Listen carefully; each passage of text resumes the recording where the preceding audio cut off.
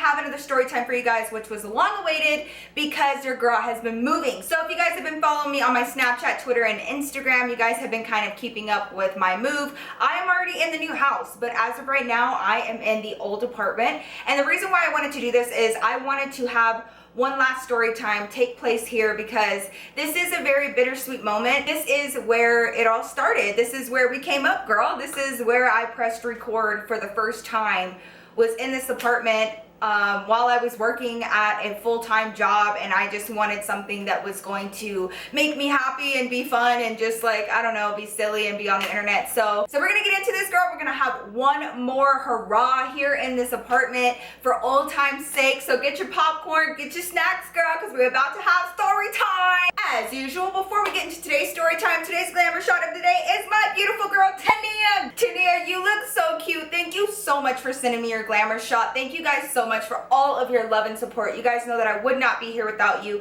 and I could not do this without each and every one of you guys. So thank you from the bottom of my heart. Now let's get into this story. All right, so as you guys can see by the title, this is going to be about the time that my ass got raided by the FBI. This is not clickbait. I swear on everything sacred in my heart, girl, okay? To be honest, this was probably one of the scariest moments of my life. I was so shook, girl. I was like, oh my God, am I gonna go to prison for the rest of my life? Like, what the fuck did I just get myself involved in? Okay, so this story took place when I was like 20, 21. I was like in between those ages for sure, okay? Now, as most of you guys know, I came from the corporate world. I worked at a lot of office jobs, and I got started at a really, really young age. And I know that a lot of you guys are really interested in videos where I give you guys my tips and tricks on how to get your foot in the door in the corporate world, how to get yourself an office job, how to start gaining experience, and what it was like the experience of, you know, being in the corporate world at a really young age. So if that is still something that you guys want to see, give this video a thumbs up so I know I'm legit already writing a list of like tips and tricks that I've learned over the years. I have tips and tricks, girl, of what to wear for your first interview, how to answer interview questions, how to set up your resume, girl, yes. So let me know down below your thoughts about that. But anyways,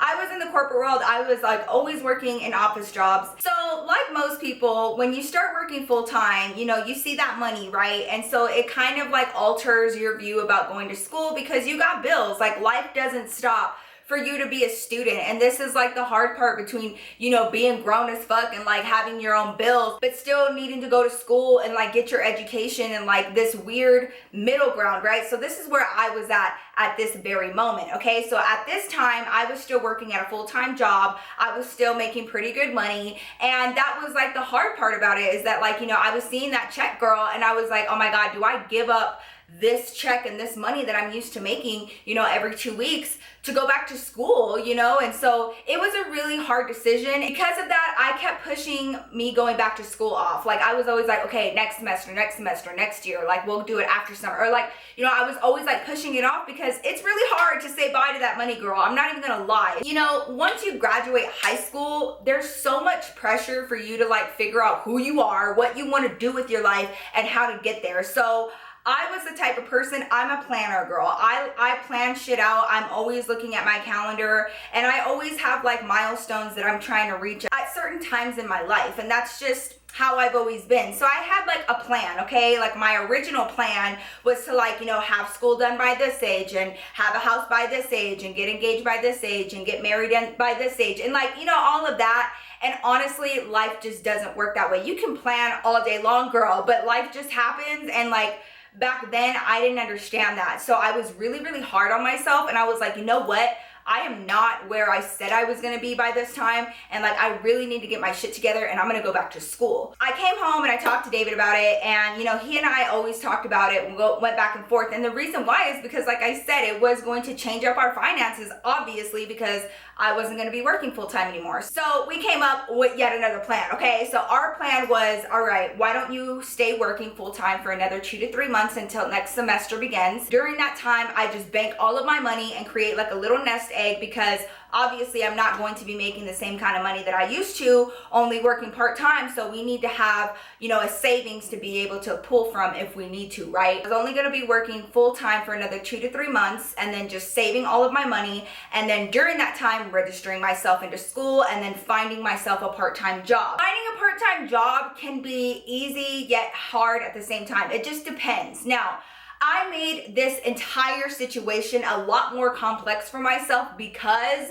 your girl is just bougie. I cannot, I don't know what it is. I'm just not that one. I cannot work in retail and I cannot work in the food industry. I have tried both and neither one of them is my shit. I just can't. I'm grossed out by the food industry and retail. When I worked at Ross, girl, it just like clothes everywhere, and I don't understand how a person doesn't understand how to like put a garment back on a hanger after you look at it, but that's just me. Office work was my ish, girl, okay? Like Excel, Word, double side printing, like all of that shit, okay? That was my niche. So I had every intention of staying in an office environment, even part-time. I started the hunt for a part-time office job, which makes it even harder because a lot of offices are open during business hours. They want you to be there from 8 to 5.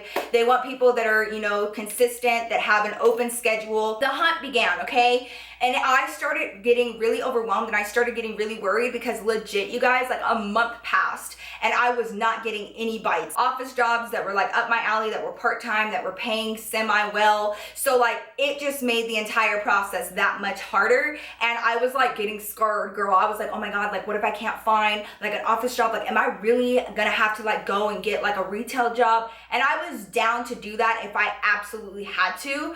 But also those retail jobs didn't pay as much as I was used to being paid, you know? So I was just like, ugh, girl, I was being bougie as fuck. I'm not even gonna lie. I'm going to find an office part-time job if it kills me. Fast forward about a week and I find this job posting and it seems so perfect. It's located downtown, which I'm already used to making that commute. It's an office job, which yes, girl, the pay was like right up my alley and it was part-time from 10 to 2. So I was like, yes. So I immediately sent over my application and my resume, and then I called to verify that my application went through. Next day, I get a call. And it is from one of the project managers from the company that I just applied for this part-time job.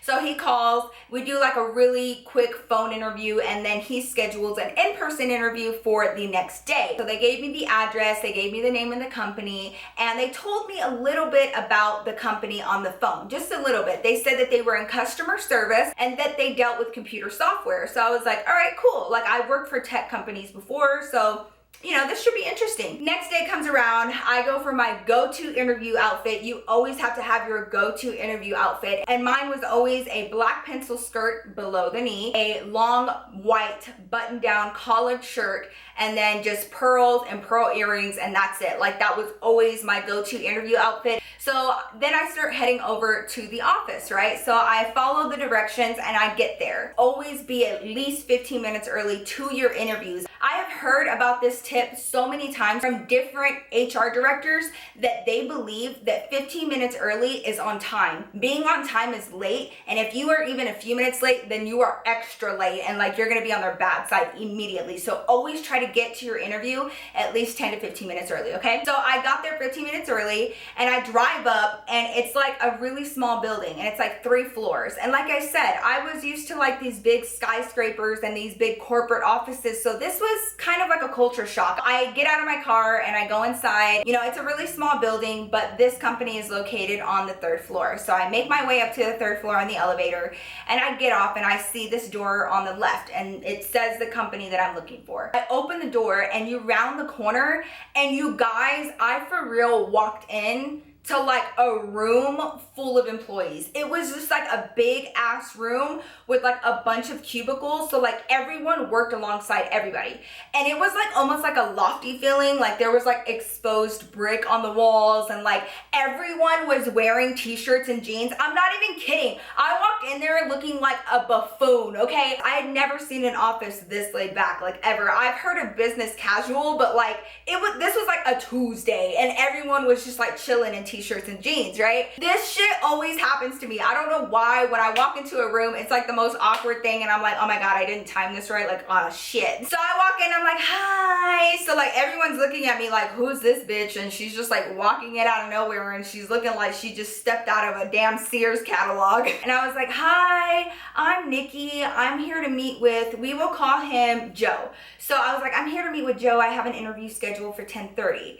And way in the back of the room, this really young guy, he stands up, he goes, hi, I'm Joe. He was like, I'll be right with you. And he starts like getting papers together. All the while I'm just sitting there, legit, you guys, just sitting in front of all of their desks, just like, okay, I'll be right here. He comes up to me, he introduces himself. He's like, hey, I'm Joe, I'm one of the project managers. He's like, you know, we can go ahead and go into this conference room. So there was like a small little conference room to the left, and it was like really, really tiny, okay? So we go in there, he takes a seat at the head of the table, I go to the other head of the table, and then he proceeds to go on with the interview. So, you know, he's looking at my resume, he has a copy of my resume in front of him, and he proceeds with the interview questions. Very, very basic questions. Tell me about your past experience, your past education, how long were you at this company, why did you leave, all of those things, right? Towards the end of interviews, usually employers will look at you and say, do you have any questions for me? Now, I never leave this question unanswered, and here's why. Because my mom always used to teach me, when you're in an interview, yes, they are interviewing you, but technically you're interviewing them as well. You have to make the decision to come to this place every single day of your life, 5 days out of the week. You have to make sure that this is a good fit for you too. It is not just them interviewing you, boo. You are interviewing them as well. So you got to put them on the spot too. So when he asked me that question, he was like, you know, do you have any questions for me? And I said, yeah. Can you tell me a little bit more about what you guys do here, like in depth? So, okay, so this was like red flag number one, okay? So I asked him this question. So I started feeling like he was getting a little nervous, and I was like, what the hell? Like, why is he nervous to answer questions for me? Like, that's weird. He was like, so basically, in a nutshell, what we do is we work with software companies for computers. He was like, and we are the ones that give out activation codes for those that are purchasing new software for their computers and their desktops. So he basically told me, you know how you can buy the software, any type of software for your computer, but usually more often than not, before you actually put that software on your computer, you have to have like an activation code. Like they activate your software for you, and then they let you know like how long your warranty is and all this other shit, right? So he was like, we are the people that they call to get their activation codes for their software. And I was like, okay, that makes total sense, because at my other corporate jobs, I was always the person installing software on computers. I was like cross-trained with the tech department. I would be able to like troubleshoot small issues in the event that the tech department wasn't available. So I had put software on computers before and had to have an activation code in order for it to work. So everything was making sense. I was like, all right, that makes sense. Okay, fine. So he answered that question. It was a little weird because he got nervous, but whatever. And so my next question was, what is the work attire? Because I have a feeling we're a lot more laid back than you're used to. And I said, yes, absolutely. I said, I'm used to business casual or business formal. And he goes, oh, no, no, no. He was like, we're very casual here. We wear t-shirts and jeans every day. Like, we do not care what you wear. You can wear a hoodie. We never come into contact with the actual customers, so what we wear isn't really a big part of our job. Then he hits me with, so when you come back to work, wear jeans. And so at that moment, I was like, yes, bitch, I got the job. I got the part-time job. Anybody else who y'all interviewing, just say no, because this is my job, okay? I'm about to wear jeans every day to work. Like, you guys have no idea how big of a deal that was for me, because like I had to dress in business casual or business formal, and that was all that was in my closet at that point. My closet legit was nothing but slacks, pencil skirts, and blazers, girl, okay? The other thing that I noticed was Joe was really young. Joe was like 28 years old, and everybody in the office was in their 20s. And I had never been a part of an office that had younger people like that. Everybody was always so much older than me. I was always the youngest one. For me to be in this job where I'm like around other like-minded people, other young people that do the same things that I do, that are interested in the same things that I am, like, I was so happy, you guys. Like, I can't even explain it, okay? Everything was seeming so perfect, you guys. I didn't have a dress code. It was close to my house. The pay was right. It was part-time. And then my last question for Joe was, I am going to be a student. Are you okay to give me a flexible schedule? He was so down for it, you guys. And he was like, actually, like 3 of my staff are still students too. They come in when they can, as long as they get their work done by the end of the week, you're good. He was like, if you don't mind, when you do get your schedule, can you just send me a copy of it? And then I will create your work schedule around that. And you guys, I was floored, okay? Because for an employer to be willing to work around my school schedule, like, that's unheard of for employers to be that flexible. So I was like, yes,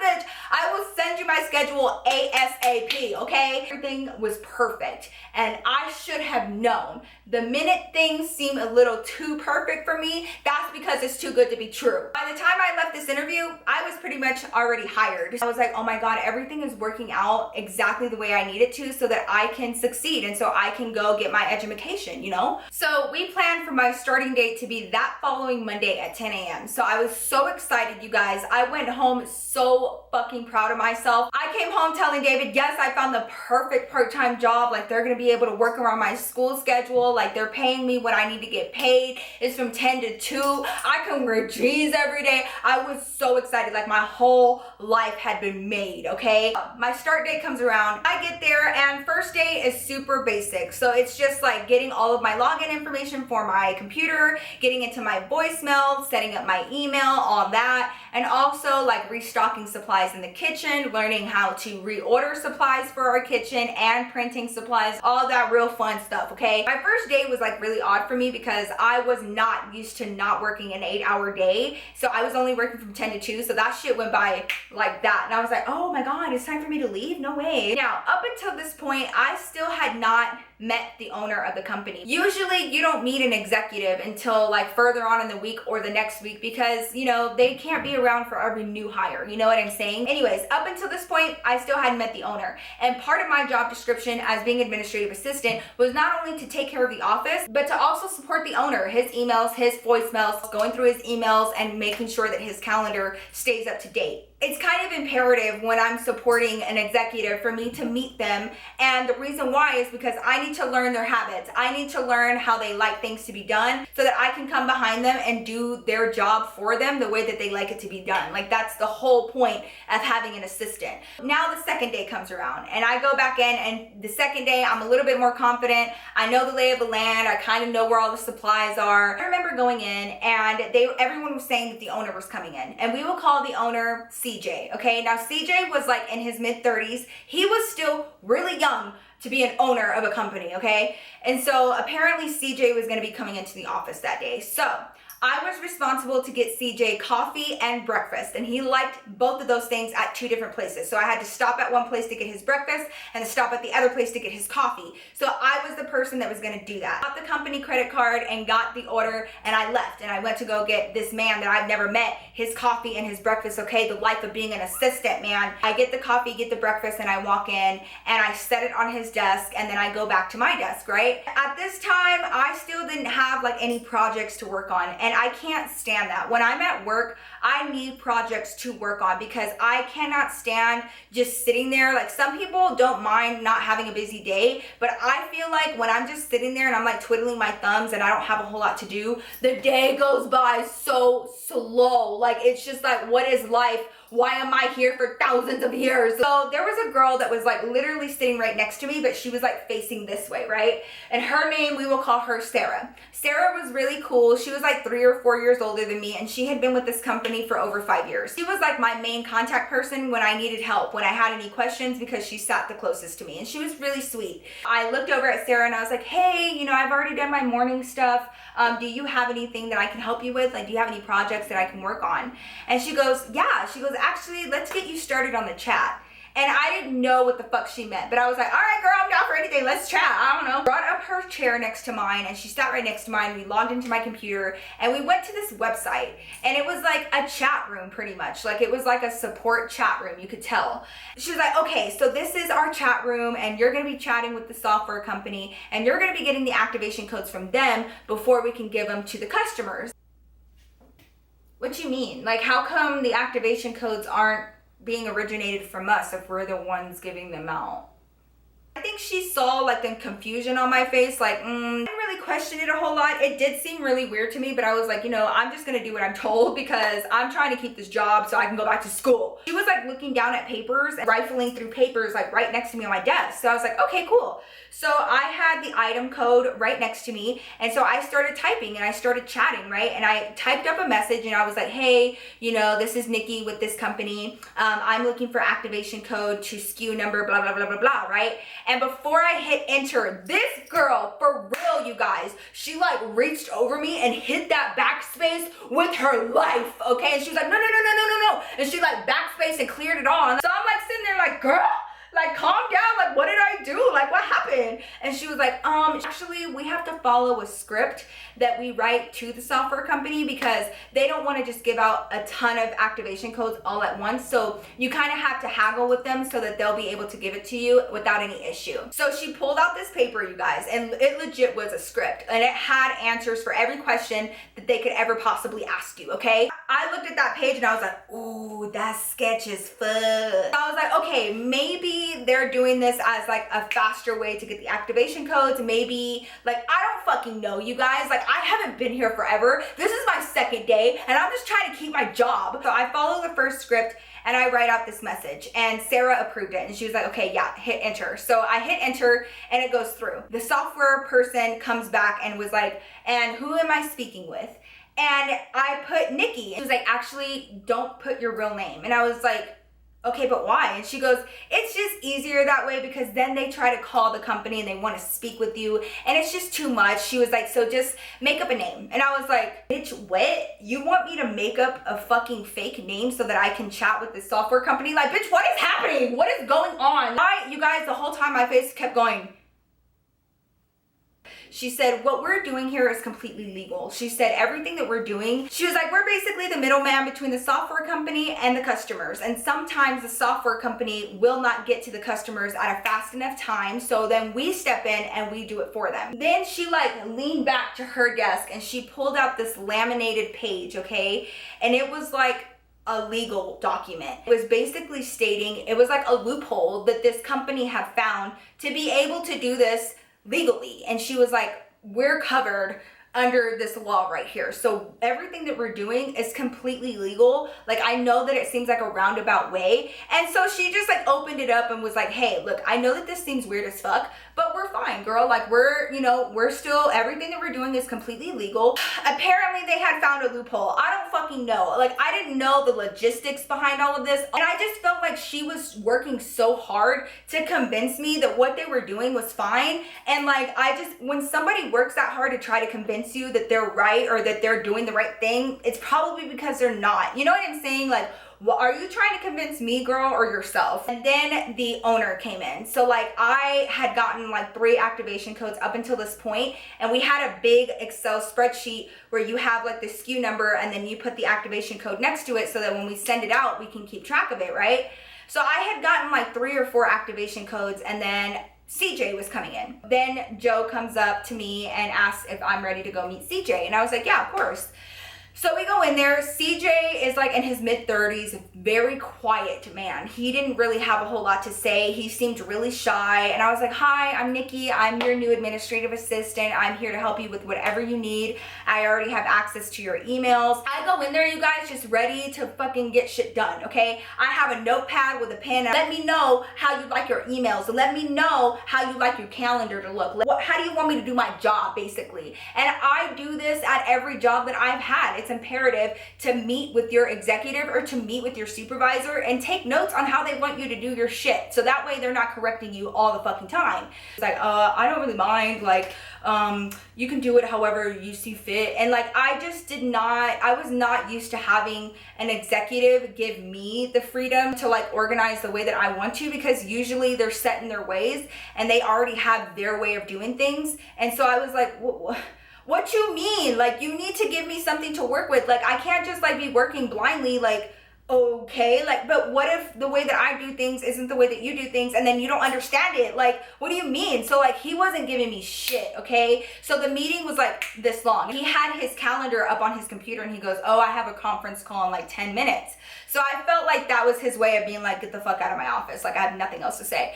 And so I leave. I was just like kind of disappointed, and like, I just felt like nothing was said. Like, I didn't learn anything about this man, and I'm supposed to be supporting him. Like, everything about this place just seems so fucking sketch, and something is off. Something's wrong. Like, I could feel it in my soul, okay? Something was up. So by the end of that day, you guys, I didn't feel as confident in my position there as I had the day prior and during my interview. I just felt like there's something happening that I'm not fully aware of. Obviously, they have to be a legit business to have made it over 5 years in business. So like, maybe I'm just tripping, girl. Maybe it's just me. Maybe I just need to get used to not working in such a professional environment, you know? And I just marked it off as they just do shit different. Like, this is a different type of company. They're way more laid back. These are younger people.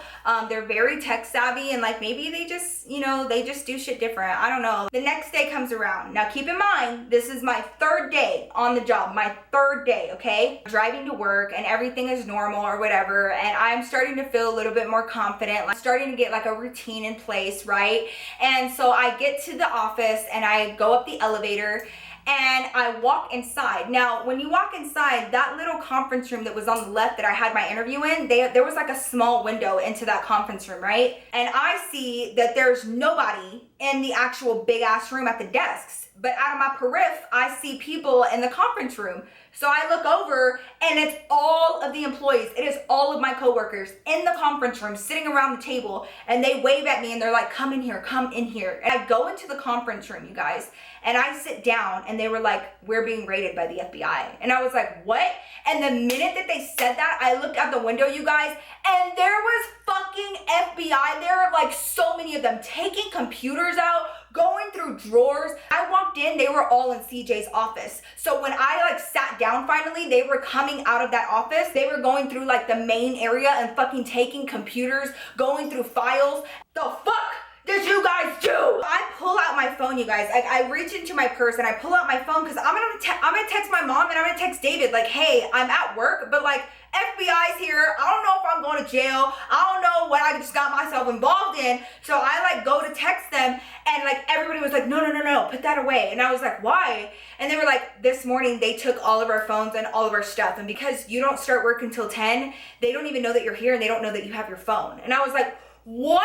I put my phone back in my purse real fast and I just sat there. And they were all talking, like they had like their coffee cups in there still, and like they were just chilling, talking, sipping on their tea and their coffee, and I was not saying shit. For real, like was just turning the other way, like I'm not a part of this. I don't know y'all. I am not about to lose my entire fucking future because you guys are getting into some shit that the FBI is up in here taking all of our stuff. I am new here. I just started on Monday. I don't know what the fuck is going on. So like every time they're walking past the window, I'm like trying to get one of their attention, like please come talk to me because I don't want to be here. I don't need to be here. I don't have any information for you guys. I need to go home. Like y'all need to let me the fuck up out of here.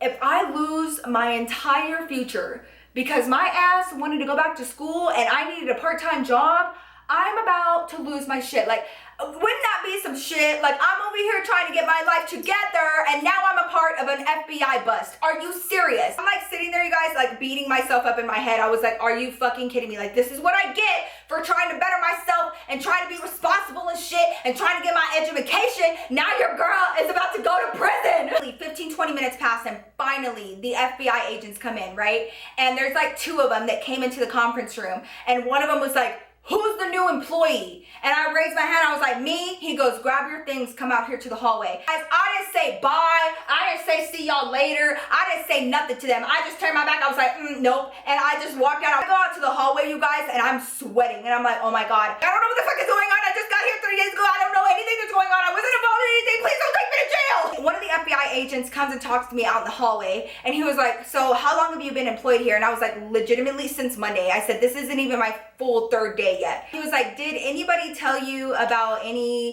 fraudulent activity that was happening? No, I said, all I know is that they just had a weird process and weird way of doing things. I said, and they showed me some documents saying that they're not breaking any laws and that they found a loophole. I was like, and that's all I know. He's like, well, unfortunately, because of the complexity of the situation, I am not at liberty to tell you exactly why we're here and what we're taking for what reason. He's like, but you're free to go. And I was like, okay, peace the fuck out. I ain't got no questions. I don't give a fuck. And I left so fucking fast. On the way home, I was like, mom, like I was involved in this fraudulent shit. And oh my God, I almost went to jail. Freaking out. I had never seen a raid like that. ever. You guys, I didn't even call to quit. I never talked to any of them again. I went immediately back to go finding a full-time job. I was not about this life. So that is how I ended up going back to a full-time job, because when your girl tried it and I tried to get a part-time job, I damn near lost my future and I was a part of an FBI raid. So there's that. Yeah, so that is a story about the time that I got raided on by the FBI, and it was honestly like the scariest. Like, it was like something out of a movie. Like, they genuinely fuck up your shit like that. Like, they just raid through everything. Like, that's legit why it's called a raid, because like they just fuck everything up. They just pull everything out, rip cords out of walls, and like just take whole computers out, and it was crazy. I hope you guys enjoyed this long-awaited story time. Don't worry, more story times are to come very, very soon, and the next time it'll be in the new house. So I can't wait to show you guys the empty house tour, and just to get you guys updated on everything. And we're finally settling in. Almost everything is moved into the new place. I'm so excited, and I can't wait to share it with you guys. I hope you guys enjoyed this video. If you did, please don't forget to give me a huge thumbs up to let me know. It helps me out a lot, and it means the world to me. Also, let me know your thoughts down below. Have you ever seen a raid? Have you ever been a part of a raid? Have you ever, like, girl, like, have you ever been that kind of booty tight, like that kind of scared, like, oh my god, I'm about to go to prison for the rest of my life kind of scared? Let me know your thoughts down below. Thank you guys so much for checking out my videos. Thank you guys so much for hanging out with me for story time. If you guys are not already subscribed to my channel, it would mean so much to me for you to become a Glamazon by hitting that subscribe button to be notified of each time I upload a new story time, a new challenge video, or any other video here on my channel. I love you guys with all of my heart, and I can't wait to show you guys the new house. I'm so excited. So I will see you guys soon. I love you guys, and I will see you guys in my next video. Peace out.